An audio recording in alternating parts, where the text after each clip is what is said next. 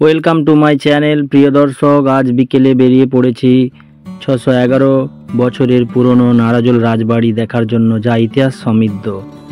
মেদিনীপুর শহর থেকে নাড়াজোলের দূরত্ব 39 কিমি, আর পাঁশকুড়া থেকে ঘাটাল রুট হয়ে আসলে বকুলতলা থেকে নাড়াজোলের দূরত্ব 15 থেকে 16 কিমি। নাড়াজোল রাজবাড়ির প্রতিষ্ঠাতা উদয় নারায়ণ ঘোষ ছিলেন বর্ধমানের ঈশ্বর ঘোষের পরবর্তী সদগোপ বংশের উত্তরাধিকারী।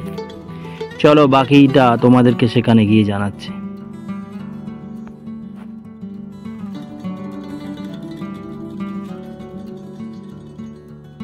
তো চ্যানেলে নতুন হয়ে থাকলে প্লিজ একটু সাবস্ক্রাইব করে দিও।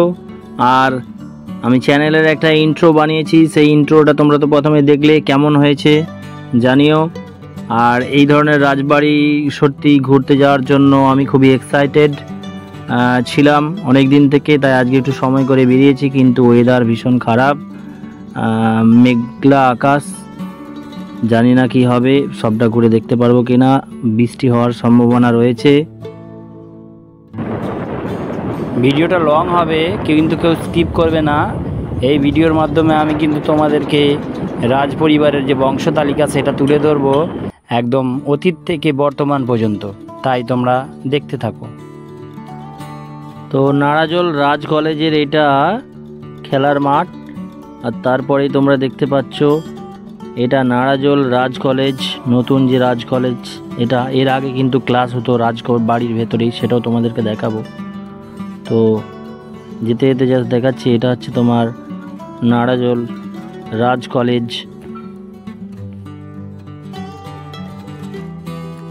আর এই রাজ কলেজের পরেই নাড়াজোল বাজার। এই যে নাড়াজোল রাজ কলেজের হচ্ছে এন্ট্রি গেট, আর এরপরেই নাড়াজোল বাজার থেকে যে রাস্তাটা ঢুকে গেছে রাজবাড়ির দিকে, আমরা সেদিকে প্রবেশ করব। আমরা বাইকে এসেছিলাম জায়গাটা ঘুরে দেখার জন্য।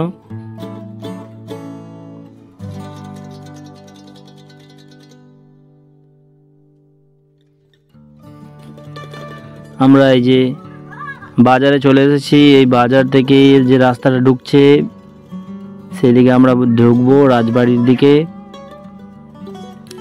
তোমরা সঙ্গে থেকো বন্ধুরা, তোমাদেরকে আজকে নাড়াজোল রাজবাড়ি ঘুরে দেখাবো। চ্যানেলে নতুন হয়ে থাকলে অবশ্যই সাবস্ক্রাইব করে দিই। যে বাঁ দিকে আমরা ঢুকবো, এখান থেকে রাজবাড়ি একদম সামান্য দূরেই তোমাদেরকে দেখাচ্ছি।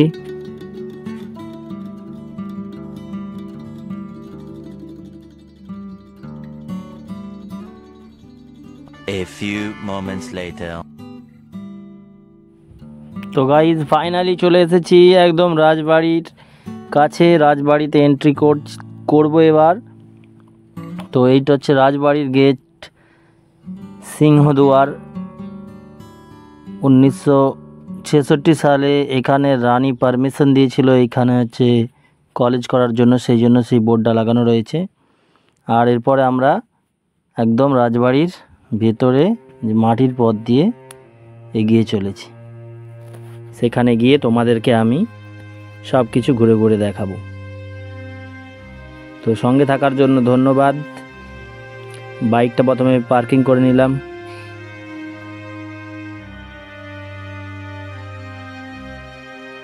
এটি হচ্ছে নাড়াজোল রাজবাড়ির দুর্গা দালান, নাট মন্দির, তার পাশে শিব মন্দির।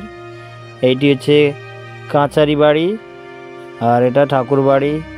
আর এই যে এটি হচ্ছে সরস্বতী দালান, এখানে আগে সরস্বতী পুজো করা হতো রাজাদের সময়।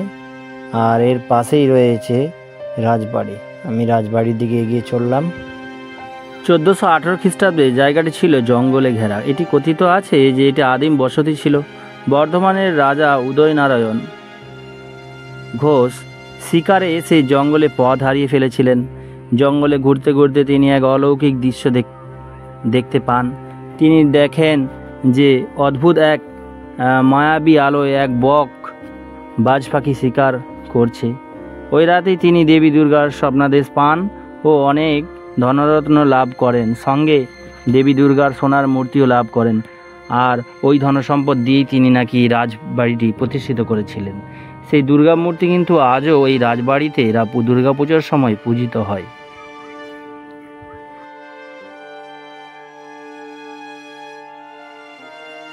ভারতের স্বাধীনতা আন্দোলনের সাক্ষী এই রাজপরিবার। এই রাজপরিবারের সদস্যদের ভূমিকা ছিল অনস্বীকার্য। বিশেষ করে রাজা নরেন্দ্র লাল খান ও তার পুত্র দেবেন্দ্র লাল খান 1930 সালে 26শে জানুয়ারি এই প্রাসাদেই অর্থাৎ এই নারাজল রাজবাড়িতেই ভারতের জাতীয় পতাকা উত্তোলন করেছিলেন দেবেন্দ্র লাল খান। এই রাজবাড়িতেই গুপ্ত সমিতির বৈঠক চলত। বিপ্লবীরা নিয়মিত এখানে কিন্তু আসতো। ক্ষুদিরাম বসুর বাবাও এই রাজবাড়ির তহসিলদারের কাজ করতেন। ছোটবেলা থেকেই তাদের এই বাড়ির আসার সঙ্গে অনেক গভীর সম্পর্ক ছিল। সুভাষচন্দ্র বসুও এখানে এসেছিলেন, গান্ধীজিও নাকি। রাজবাড়ির ভেতর থেকেও একটা পুকুরে যাওয়ার রাস্তা রয়েছে, আর এখানে এক দাদা বৌদি বসে রয়েছেন। আর সেই পুকুরটা তোমাদেরকে দেখাচ্ছি ঘুরে। এখানে মাছ চাষবাস মনে হয় বর্তমানকালে হয়। রাজপরিবারের যে বাকি সদস্যরা রয়েছে, রাজপরিবারের সদস্যের প্রায় 6টা ফ্যামিলি এখনও কিন্তু এই রাজপরিবারের ভেতরে রয়েছে। তাই সব জায়গায় কিন্তু পারমিশন অ্যালো নেই, বেশিরভাগ জায়গাতেই বন্ধ। আর আমি যে সময় গিয়েছিলাম তার আগে আরও যে ভগ্নপ্রায় কিছু বাড়ি রয়েছে সেগুলো যে ঘুরে দেখব, সেই জায়গাগুলো কিন্তু তালা বন্ধ করে দিয়েছিল, গেট দিয়ে দিয়েছিল, তাই ঢুকতে পারিনি। জাস্ট ভাবুন তখনকার সময় তৈরি এই বাড়িগুলো, প্রায় 611 বছর আগে এটা তৈরি করা। আজকে তার অবস্থা কীরকম। এই যে গেট তোমরা দেখছো, এই গেটটার ভেতরেও আরও যাওয়া যায়, কিন্তু কিছুক্ষণ আগে এই গেটটা বন্ধ করে দিল এই পরিবারের যারা সদস্য রয়েছে। অর্থাৎ এখন আর ভেতরে যাওয়া যাবে না। তবে ওই দিকটা কিন্তু ডেঞ্জার জোন, যে কোনো মুহূর্তে প্রাসাদ ভেঙে পড়তে পারে, পুরো ভগ্নপ্রায়। তবে কিছুটা ভালো রয়েছে, সেই জায়গাটা গিয়ে ঘুরে দেখা যেত, বাট পারলাম না, আনলাকি। নেক্সট কোনো সময় একবার আসবো। আর তোমরা দেখতে পাচ্ছ আমি সেই একদম ভেতরে রয়েছি প্রাসাদের। সেখান থেকে রাজবাড়ির এই কক্ষগুলিতেই আগে কলেজের ক্লাস হতো।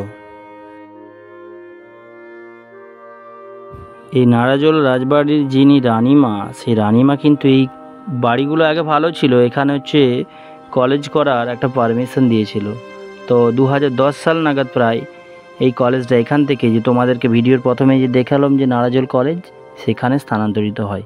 কিন্তু তার আগে পর্যন্ত এই কক্ষগুলোতেই ব্যবহার করা হতো। এখানেই ছাত্রছাত্রীদের কলেজ ক্যাম্পাস হয়ে গড়ে উঠছিল। ছাত্রছাত্রীরা এখানে আসতো, পড়াশোনা করত, কিন্তু কালের নিয়মে আজ তা প্রায় ভগ্ন।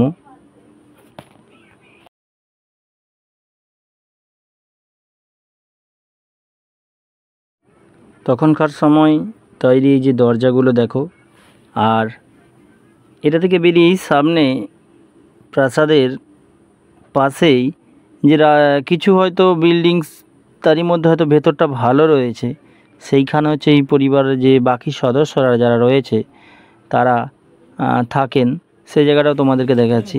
এই যে সেই জায়গাটা, বিল্ডিং ভগ্নপ্রায়, এর নিচেটাতে কিন্তু থাকে মানুষজন থাকে এখানে। রাজপরিবারের যে বাকি যে সদস্যরা রয়েছে তাদের মধ্যে নাকি 6টা ফ্যামিলি এখানে থাকে।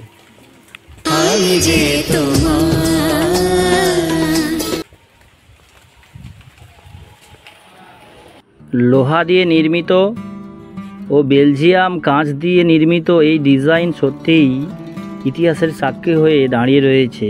এবং এরই পাশে রয়েছে গোবিন্দজিউর মন্দির, সীতারামজিউর মন্দির ও ঠাকুর দালান। গোবিন্দজিউর রাজপরিবারের সদস্যরা এখানেই বসে পুজো দেখতেন এই দালান বাড়িতে। আবার মহর্ষি দেবেন্দ্রনাথ টেগোরও একবার ছোট রবিকে নিয়ে এখানে এসেছিলেন, এবং পরবর্তীকালে শান্তিনিকেতনে এরই আদলে তৈরি একটি সাধনা মঞ্চ রয়েছে। তোমরা যারা শান্তিনিকেতন যাবে দেখতে পাবে।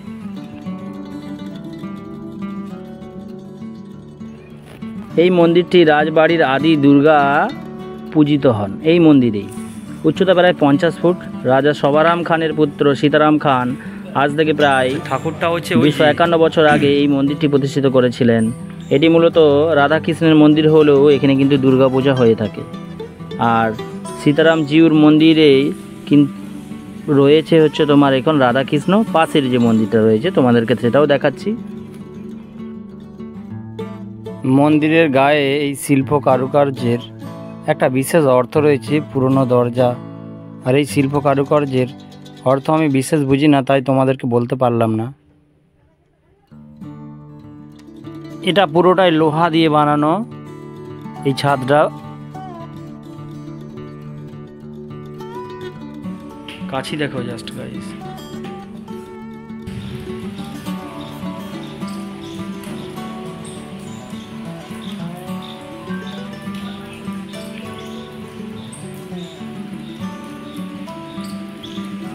রাজাদের তখনকার তৈরি লোহার সিন্দুক, দেখো কত বড় এই লোহার সিন্দুক।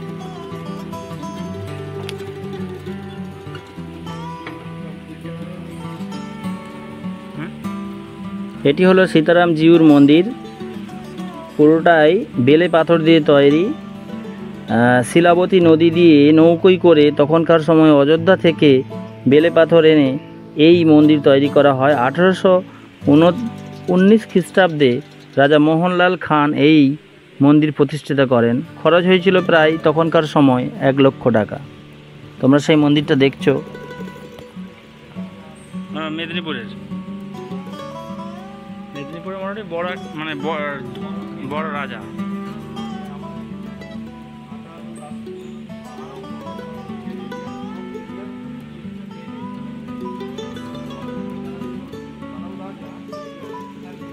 নিচে মানে জমিদারের মতো, সে তো জানি।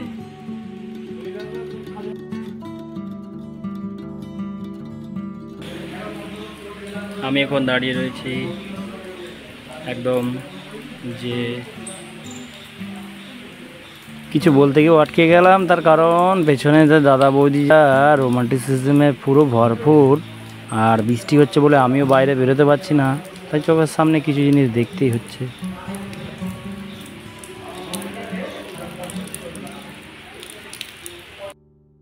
পাইপও নেই আগে করে।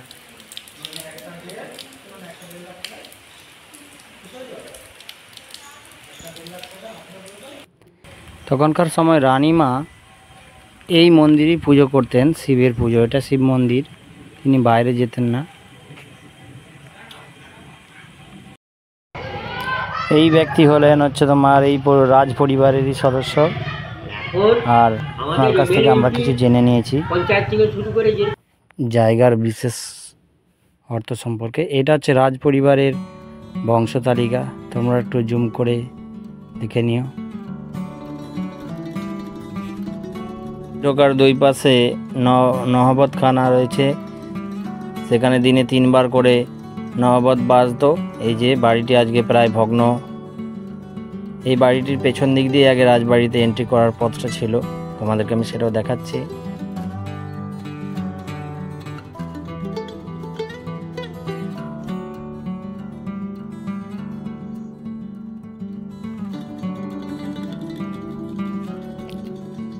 এই সেই নাড়াজল রাজবাড়ির সিংহদুয়ার তোমাদেরকে দেখাচ্ছি। পাঁচিলগুলো কি মোটা মোটা তখনকার সময় বানানো। সিংহদুয়ার, 2 সিংহ 2 দিকে রয়েছে একদম, আর এর পাশেই রয়েছে বড় পুষ্করণী। সিংহ রয়েছে, তবে রাজরিমা বা ভাস্কর্য আর নেই।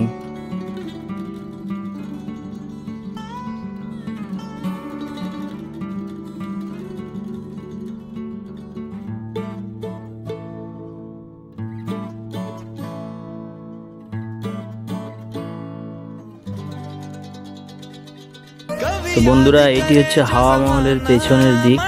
হাওয়া মহল, মোহনলাল খান এই হাওয়া মহল তৈরি করেছিলেন। এই হাওয়া মহলের চারিপাশে তখনকার সময় অনেক চাপা গাছ ছিল, তাই এটি চাপা বাগান নামেও কিন্তু খ্যাত। তখনকার দিনে প্রতিদিন সন্ধ্যায় নাচ গান ও সুরাপানের আসর বসত। এই হাওয়া মহল এখন প্রায় বন্ধ সবসময় অবস্থাও। এই হাওয়া মহল প্রায় ভগ্ন প্রায়। এই হাওয়া মহলের পরিচর্যার দরকার রয়েছে।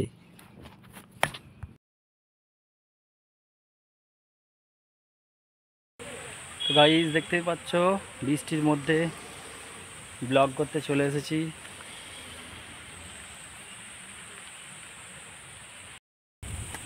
হাওয়া মহলের সামনে এই একটি বড় পুষ্করণী, এতে নাকি তখনকার সময় অনেক ধনসম্পদ লুকানো থাকতো। আর তার সামনেই রয়েছে এই যে, তার সামনেই রয়েছে হাওয়া মহল। সামনের দিকেটা অবস্থা খুবই খারাপ, সামনে বনে ভরে গেছে, রুমগুলো প্রায় বন্ধই থাকে।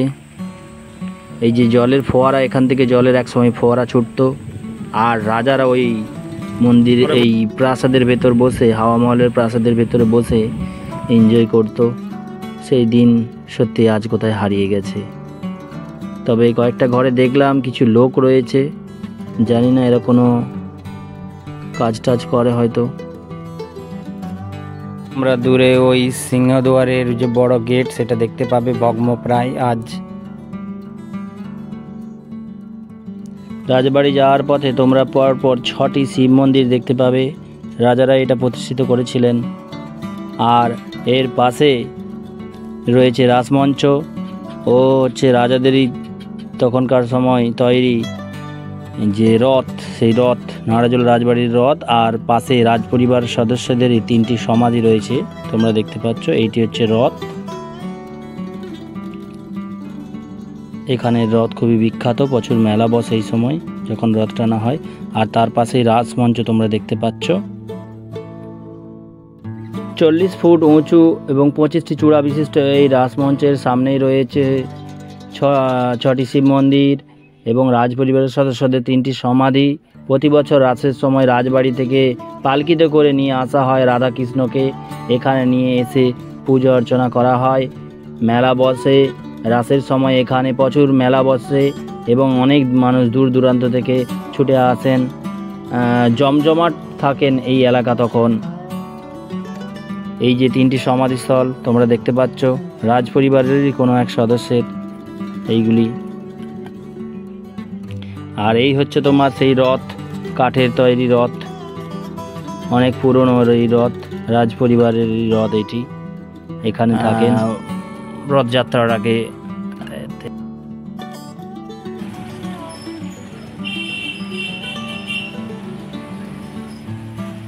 তো তোমরা যারা এই রাসমঞ্চ, জলহরি, এই রাজবাড়ি ঘুরে দেখতে চাও তারা কিন্তু অবশ্যই একটি সময় বের করে চলে আসো এখানে, দারুণ জায়গা। আর আমি বেরিয়ে পড়েছি, এবার আমরা বাড়ি ফিরব। বাড়ি ফেরার পথে ভাবলাম তোমাদেরকে, বৃষ্টি হচ্ছে তার মধ্যে তোমাদেরকে এই রাজবাড়ি ঢোকার আগে যে নাড়াজোলের যে বাজার সেটার একটু চিত্র তোমাদের সামনে তুলে ধরলাম। তো এরপরেই তোমাদেরকে আর একটা ভিডিও দেখিয়ে শেষ করে দেব, সেটা হচ্ছে লঙ্কাগড়। এই লঙ্কাগড়ের যে জলহরিটা রয়েছে, সন্ধে হয়ে আসছে, সেটা তোমাদেরকে যতটা সম্ভব দেখাবো। এই জলহরিরও একটা ইতিহাস রয়েছে, সেটা তোমাদেরকে বলছি। নাড়াজোল রাজবাড়ি থেকে প্রায় 2 কিলোমিটার দূরে লঙ্কাগড় বাজারের ভেতরে একদম রাস্তার ধারেই রয়েছে জলহরি, সেটা তোমাদেরকে দেখাবো। এটি 1818 খ্রিস্টাব্দে রাজা মোহনলাল তৈরি করেছিলেন। তখনকার সময় নাকি এটি বানাতে 60,000 টাকা খরচ হয়েছিল। এক বৃহৎ প্রাসাদ রাজাদের গ্রীষ্মকালীন আনন্দ ফুর্তির জন্য এটি তিনি বানিয়েছিলেন 60 বিঘা জমির ওপর, বৃহৎ এক পুষ্করিণীর মাঝে। সেটা তোমাদেরকে দেখাচ্ছি। সন্ধ্যের সময় গিয়েছি, তো সন্ধ্যে হয়ে গেছে ভিডিও করতে, তাই এটি তোমাদেরকে দেখালাম। তো তোমরা যারা সময় পাবে এই জায়গাটা অবশ্যই একটু সময় করে ঘুরে আসো। ভিডিওটা ভালো লাগলে লাইক করতে ভুলো না, শেয়ার করতে ভুলো না, কমেন্ট অবশ্যই করবে। চলো দেখা হচ্ছে অন্য কোনো আর একটি নতুন ভিডিওর সঙ্গে। এই ভিডিওটা কেমন লাগলো তোমরা কিন্তু অবশ্যই জানিও। Thank you for watching my video. ওই যে ফটোটা নিয়েছি, ফটোটা